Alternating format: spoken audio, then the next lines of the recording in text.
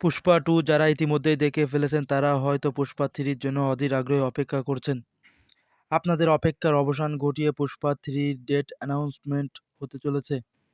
আর মাত্র ১১০ দিন পর পুষ্পা থ্রির রিলিজ ডেট হয়তো প্রকাশ পেতে পারে। কেন এই কথা বলছি চলুন একটু ডিটেলসে জেনে আসা যাক।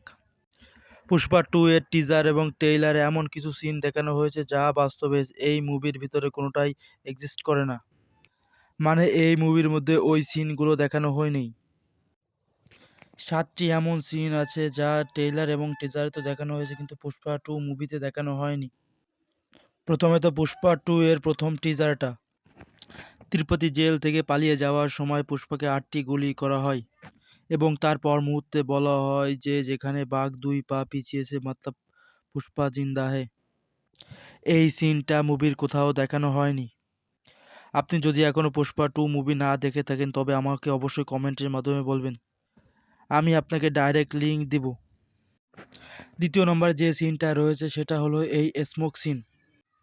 নোটিস করুন পুষ্পার পাশে দুটো বডিগার্ড রয়েছে, তার মানে পুষ্পা এখন পলিটিশিয়ান। তৃতীয় যে সিনটা রয়েছে সেটা হলো জলি রেড্ডিকা, যেখানে জলি রেড্ডি কারোর উপর বন্দুক তাক করে আছে। এটা হয়তো হতে পারে আমাদের সবার প্রিয় পুষ্পা, আবার নাও হতে পারে। ৪ নাম্বার পয়েন্ট হলো পুষ্পা যখন জাপানে ডিল করতে যায় তখন তার হাতে একটা ছেঁড়া নোট থাকে। এই সিনটাও মুভির কোথাও দেখানো হয়নি, হয়তো পুষ্পা থ্রি এর জন্য রাখা হয়েছে। ৫ নাম্বার সিন হলো বাবার সিং শেখাওয়াতের সিন, যেখানে সে রেডিও বাজিয়ে গোসল করছিল। এই সিনটাও মুভির কোথাও দেখানো হয়নি। ৬ নাম্বার সিনটা তারা হয়তো ভালো বুঝতে পারবে যারা অলরেডি পুষ্পা মুভিটা দেখে ফেলেছেন। এই রিপোর্টারকে তারা হয়তো চিনবেন যারা পুষ্পা টু মুভিটা অলরেডি দেখে ফেলেছেন। এটি হলো সেই মেয়ে যে পুষ্পাকে প্রশ্ন করেছিল সিএম এর সাথে ছবি তোলা হয়েছে কিনা। চলুন একটু আবার ব্যাক থেকে ঘুরে আসা যাক। প্রথম টিজারে পুষ্পার ৮টা গুলি লাগার পরেও পুষ্পা বেঁচে আছে এই নিউজটা যে পড়ছিল সেই মহিলা আর এই মহিলা দেখুন একই। আসলে পুষ্পা টু মুভি ছাড়ার আগেই পুষ্পা থ্রি এর অনেকখানি অংশ শুটিং করে রাখা হয়েছে।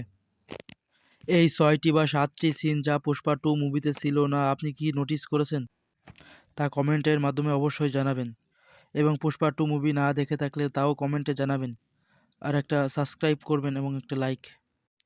আর এরকম ভিডিও পেতে আমার চ্যানেলটাকে অবশ্যই একটা সাবস্ক্রাইব করে রাখুন।